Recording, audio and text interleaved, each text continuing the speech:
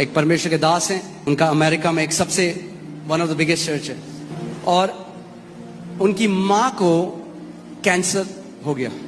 सो वो उस समय बहुत छोटे थे और मैं उनकी मम्मी की ये गवाही दे रही थी, मैं वो सुन रहा था। और उन्होंने प्रार्थना करी, डॉक्टर के पास गए, मगर डॉक्टर ने कहा आपको जो करना है वो करो, खाओ पियो, आपके पास बहुत कम समय। क्या होगा अगर किसी को ऐसी न्यूज मिली? वो आप सारी आशा छोड़ देते हैं, सारे हथियार छोड़ देते हैं। आपने देखा है क्रिकेट मैच में क्या होता है? आखिरी बॉल तक लड़ते हैं। आर्मी वाले क्या करते हैं? आखिरी सांस तक लड़ते हैं। कलीसिया के अंदर ये जज्बा आना है।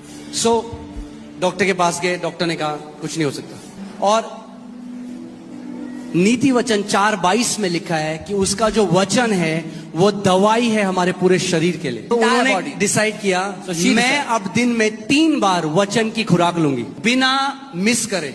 हर रोज सुबह वो उठती, उन्होंने बाइबल से सारी चंगाई की आयतें निकाली, एक डायरी बनाई और हर रोज सुबह उठती और उस वचन की घोषणा करती। एक बारी वंस दिन में, रात को, बिना फेल 3 बारी।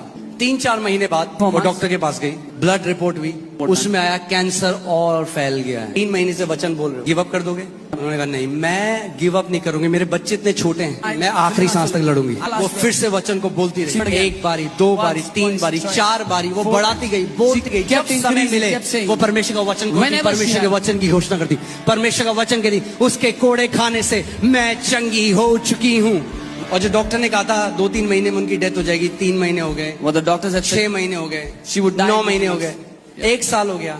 उसके बाद वो डॉक्टर के पास गई और वो बताती हैं, डॉक्टर ने कहा इतना हेल्दी खून हमने अपनी लाइफ में किसी का नहीं देखा। और वो लेडी इस बात को अब 50 साल से ज्यादा हो चुके हैं, उनके हस्बैंड प्रभु के पास चले गए, वो आज भी हेल्दी और जीवित है। जब वचन आपको स्वास्थ्य देगा तो आप फिट रहोगे, फिट। कई बारी क्या होता है, लोग जब इस मीटिंग में आते हैं, उनके लिए प्रार्थना हुई और एकदम चंगाई प्रकट नहीं हुई तो वो गिव अप कर देते हैं, बोलते क्या हुआ? कुछ भी नहीं हुआ। यीशु ने अंजीर के पेड़ को श्राप दिया, पतरस कहता यीशु क्या हुआ? कुछ भी तो नहीं हुआ। यीशु कहता रुक जा जरा। Jesus said wait. अगले दिन जब वापस आ रहे हैं, next day when they were coming back, देखा पेड़ सूख गया। They saw the fig tree. बोला अरे रब्बी, ये तो वही पेड़ है जिसको तूने कल श्राप दिया था। जिस दिन कमांड किया, श्राप दिया, जड़ से वो चीज सूखनी शुरू हो चुकी है। अपना विश्वास खो मत, क्योंकि आंखों से नहीं दिख रहा। Don't lose faith because you cannot see with these eyes. जब प्रार्थना होती है, आपने ग्रहण किया, चंगाई शुरू हो चुकी है।